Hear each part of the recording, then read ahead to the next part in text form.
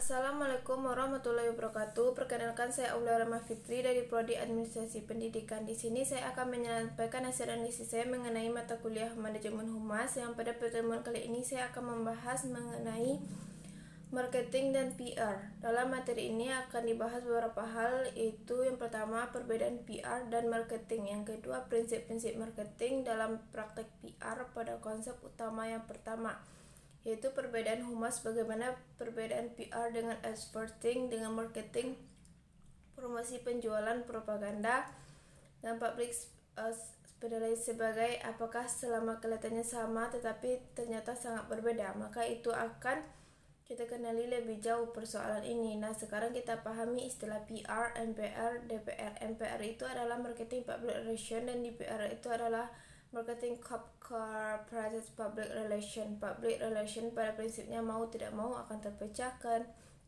ke dalam marketing public relation, dan corporate yang satu terkait dengan marketing yang kedua. Dengan kompleksnya, maka banyak istilah-istilah yang dimanfaatkan digunakan oleh perusahaan atau lembaga manapun dalam konteks perjalanan kinerja prediksi PR di lembaga tersebut. Nah, apabila ditanyakan untuk public marketing, apa marketing public relation, jawabannya ternyata singkat, ternyata adalah untuk membentuk citra perusahaan, memperbaiki dan meningkatkan citra perusahaan yang berdampak terhadap keputusan pembeli secara bisnis.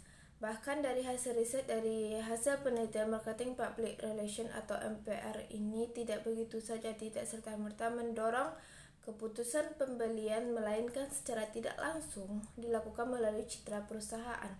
Semakin baik citra perusahaan atau lembaga atau corporate-nya, semakin memudahkan untuk menjual atau merealisasikan apa yang menjadi kinerja perusahaan. Nah, pada publik eksternal menjadi lebih terbantu dan lebih mudah, karena semakin diyakini, semakin dipercaya klien dengan perusahaan kita, semakin gampang melakukan penjualan. Pastinya begitu, kliennya untuk merupakan hukum alam, tidak mau jadi yang paling pertama. Menjadi sudut persoalan adalah seberapa baik citra yang sudah dibentuk atau yang sudah ada, dan kalau ternyata buruk, seberapa buruk, dan bagaimana pola memperbaiki, bagaimana respon yang harus kita lakukan untuk perbaikan nama baik atau citra perusahaan yang terlanjur buruk.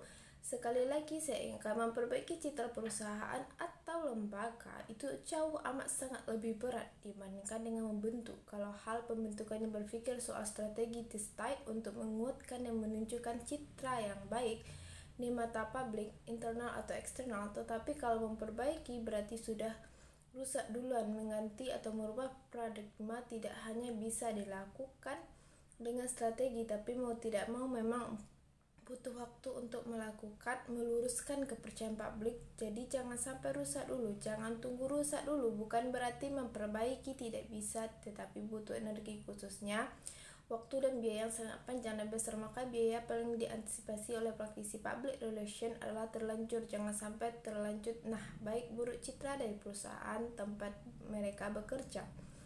Sekarang kita lihat perbedaan antara MPR dan DPR.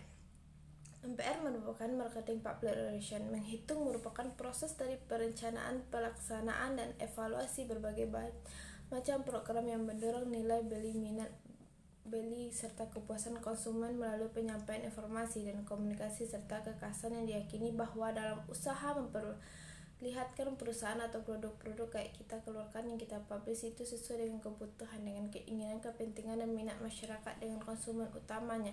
Nah, konsep dari marketing public relation, bagaimana cara dengan CPR, corporate public relation ini adalah fungsi-fungsi manajemen perusahaan, dan tujuannya adalah untuk mendukung tujuan masyarakat corporate-nya menjadi fokusnya, bukan pada penjualan, bukan kepercayaan pabriknya, tapi pada corporate untuk mendukung tujuan masyarakat, alat dan teknik. Kalau pihak yang sering digunakan untuk menunjang marketing itu sasaran penjualan atau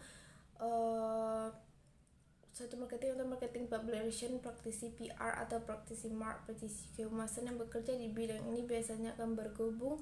Kalau sukses ditekankan tergantung biasanya dalam divisi marketing. Nah, marketing public relation yang berorientasi dibentuk dalam satu divisi baru yang katanya bernama komunikasi marketing. Dari prakteknya bekerja akan seperti apa konsep atau perjalanan dari komunikasi sebagai pendukung usaha promosinya dalam rangka marketing mix.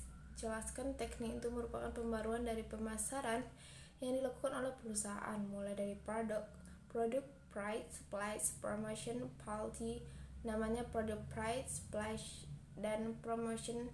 Istilah yang muncul dari beberapa para pemula atas para ahli pada tahun 1992, bukan istilah Corby. Itu muncul dari istilah Seto 92 bahwa promo dalam marketing yang disebut dengan mix atau pembaruan pemasaran itu adalah mix dari produk, price, play, information for. Sekarang kita lihat sesuai dengan topik yang kita bahas. Tapi perbedaan antara PR dengan advertising dengan marketing, apalagi perbedaan antara humor dan PR dengan propaganda, promosi, penjualan, publicity.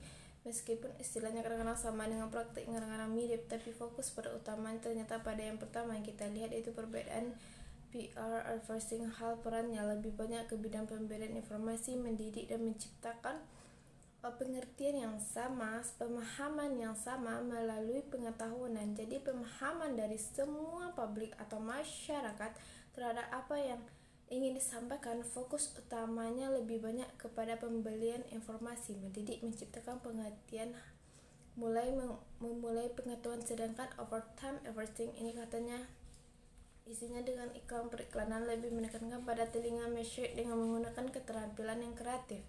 Biasanya mereka menggunakan copywriting, layout, type, graphic.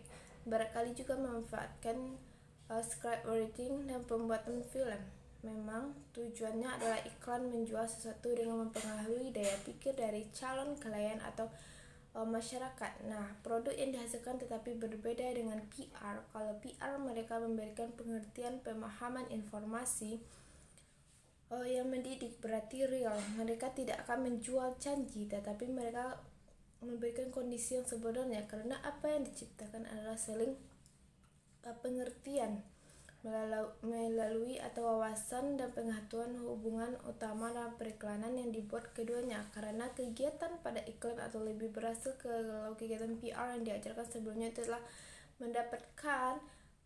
menciptakan pengetahuan dan wawasan terhadap produk dan jasa pelayanan yang sedang dipromosikan. Keberhasilan iklan itu sangat ditentukan dari keberhasilan PR dalam menyampaikan atau mendidik masyarakat terhadap produk yang akan diiklankan tapi kalau belum, mereka tetap butuh waktu yang panjang untuk layani memahaminya. Nah, bagaimana pula perbedaan PR dengan marketing? Marketing adalah satu rangkaian kegiatan yang mengatur arus barang dan jasa dari produsen dan konsumen. Jadi harusnya yang menjadi rangkaian kegiatan mengatur arus barang dan jasa dari produsen konsumen. Dalam hal ini petugas dan tanggung jawab PR dan pengiklanan juga mengkomunikasikan segenap gagasan atau konsep dalam objek yang dipasarkan. Gagasan dalam objek yang dipasarkan sehingga akhirnya khalayak sasaran yang tertanam adalah benih motivasi untuk membeli apa yang dipromosikan. Nah, marketing akan bisa karena marketing kegiatannya lebih kepada kegiatan untuk mengatur arus barang jasa produsen. Nah, kalau citra perusahaan, lembaga terkait dengan produser, terkait dengan produk yang dihasilkan atau jasa yang dihasilkan, tidak percaya kalau kita lembaga belum terbentuk, klien akan berpikir dua kali untuk mendapatkan motivasi membeli apa yang kita promosikan, sehingga marketing dan advertising testing jadi tidak bermanfaat besar ketika PR belum berfungsi dengan baik. Nah, berapa kegiatan untuk menceritakan kepada masyarakat, kepada klien eksternal yang target marketing kita tentang hasil produksi memang dipublish atau sebenarnya dikontrol, dan hasilnya bisa baik, bisa tidak bisa baik, bermanfaat atau tidak bermanfaat, mendatangkan keuntungan atau justru kerugian yang bersangkutan dituntut. Memang kaitannya dengan keberhasilan terhadap produk dan jasa yang kita hasilkan itu.